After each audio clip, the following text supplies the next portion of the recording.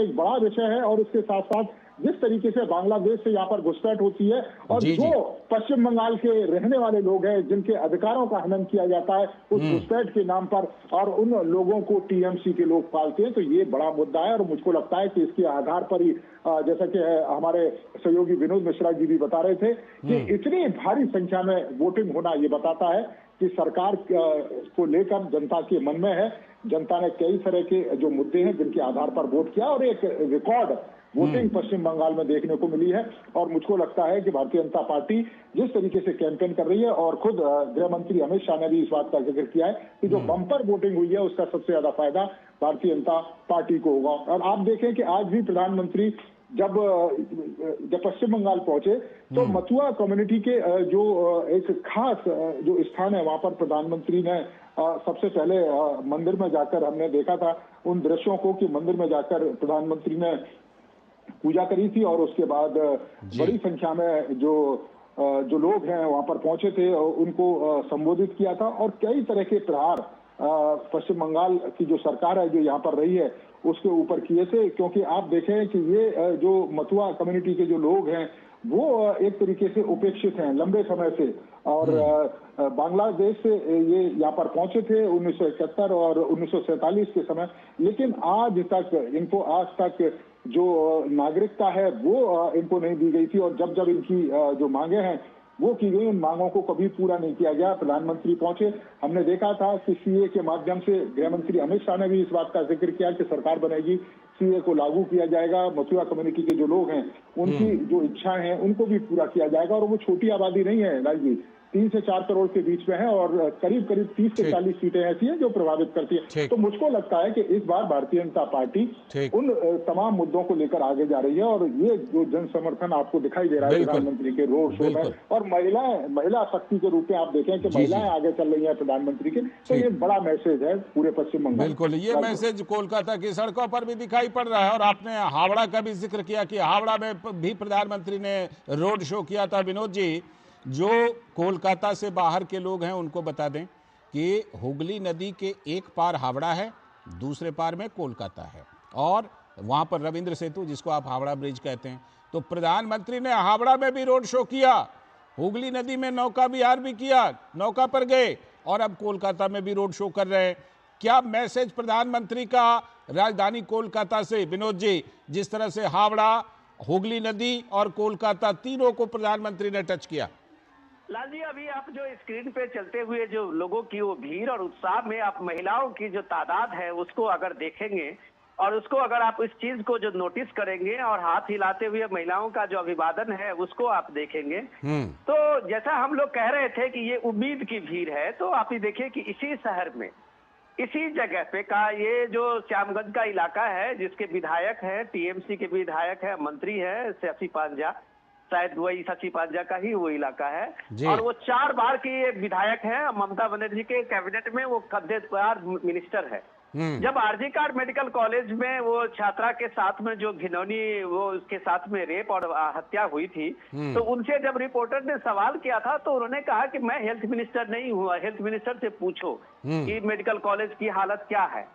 और यहाँ इस राज्य के हेल्थ मिनिस्टर और होम मिनिस्टर खुद ममता बनर्जी है। जी। तो आप सोचिए कि एक अकाउंटेबिलिटी और एक सेंसिबिलिटी क्या है इस स्टेज में और एक महिला मंत्री को कि जो आर्जिकर की उस डॉक्टर की जो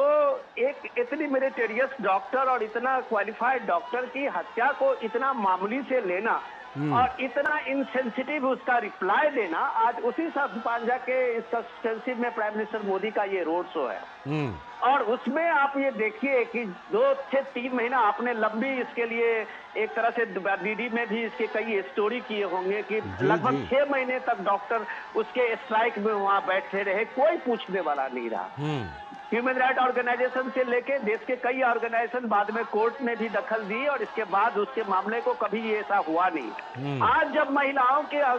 पहली पंक्ति कतार में चलते हुए इस रोड शो में आप देखते हैं तो मुझे लगता है कि वो दर्द जो थी, वो टीस जो थी, वो लोगों की कभी वो खत्म नहीं हुई थी, उनको न्याय नहीं मिला, वो जस्टिस नहीं मिला।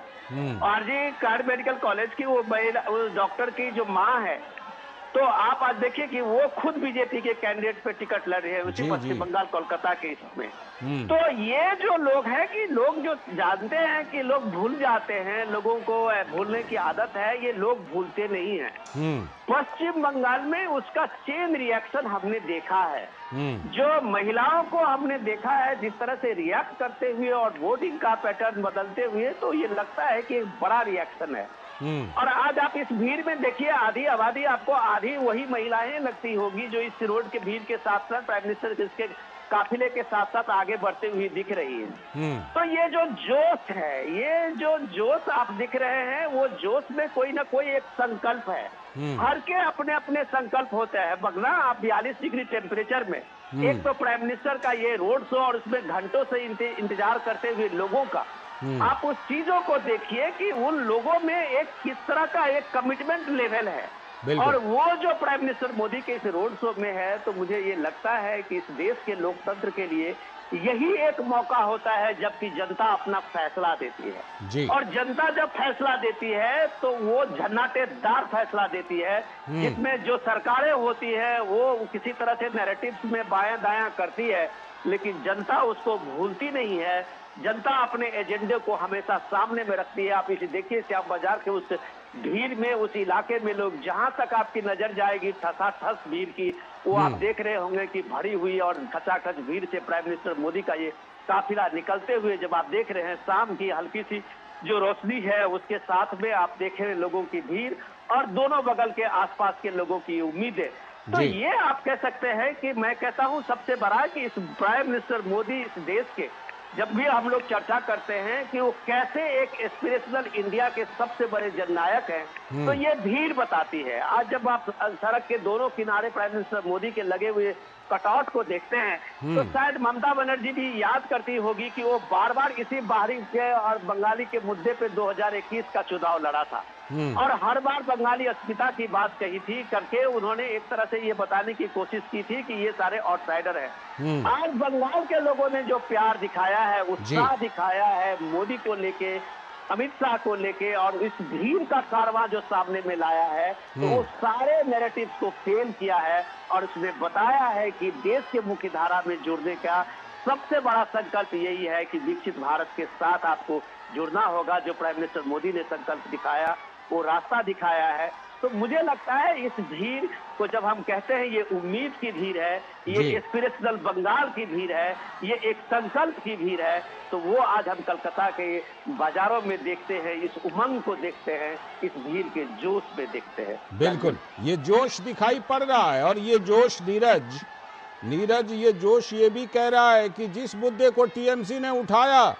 कि ये लोग तो बाहर से आए हुए हैं। अगर इस तरह का जोश है कोलकाता की सड़कों पर लोगों का, तो ये तो कहा जाएगा कि लोगों ने इस बात को नहीं माना,